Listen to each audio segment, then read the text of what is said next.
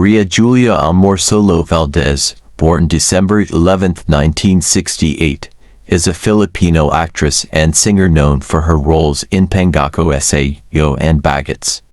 Born to Estanislao Fermin Valdez and Gracia Jorge Amorsolo, she graduated from the University of Santo Tomas Faculty of Arts and Letters and was a volleyball varsity player. Valdez gained fame as Amor de Jesus Powers in Pangako Sa 2000. She participated in various series including Darating Ang Umaga, Campanarong Cuba, and Maria Flor de Luna.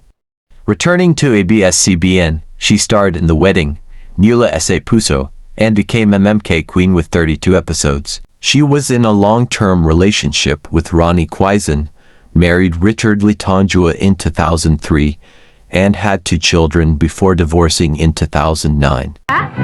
Wala kaming Betamax eh. Mahilig ka pala talaga sa pelikula? Ano tinitingnan mo sa buhok ko? Nakaklip eh. Ayaw, ipot.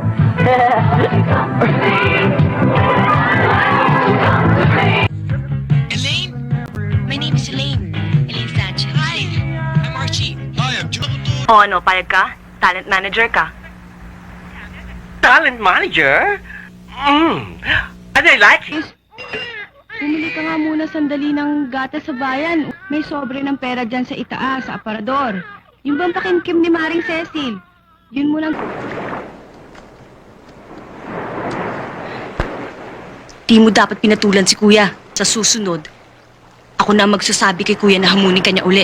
Si Andy, major stockholder siya sa business natin.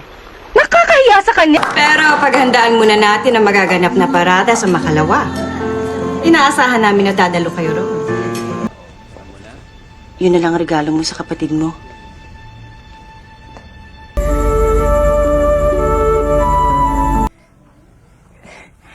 Hindi ko alam kung saan kita hanapin. Anak, hindi dahil tinutuwid ko yung mga pagkakamali mo. Ay, ibig sabihin nun, hindi kita mahal. Alam mo sa maniwala at sa hindi. Kahit kailan, hindi ako nagkaroon. At nilagay sa alanganin yung negosyo natin, siya pa rin ang inaalala mo. Gusto ko lang naman i-congratulate si Jenny eh. Hindi ako magtatagal. Bakit niya ginawa yun? That even more dangerous, parang inimbitahan nyo namang mas dumami pa yung threat. Invitation sa office guard. It's been a long day pa. Hindi nyo maaaring pagsanibin ang inyong mga brilyante laban sa akin. Now on, I will be in charge of everything. Sorry I'm late. Anthony, tinago sa amin na hawak mo na pala yung files ni Edgar.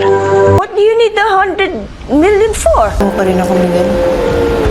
Walang limitasyon ng kapangyarihan. Gitera ka. Ikaw ang nakakulong ngayon. Ikaw ang amoy kulungan mo. Gago rin itong si Renz, hindi nag-iisip eh. Alam mo ba?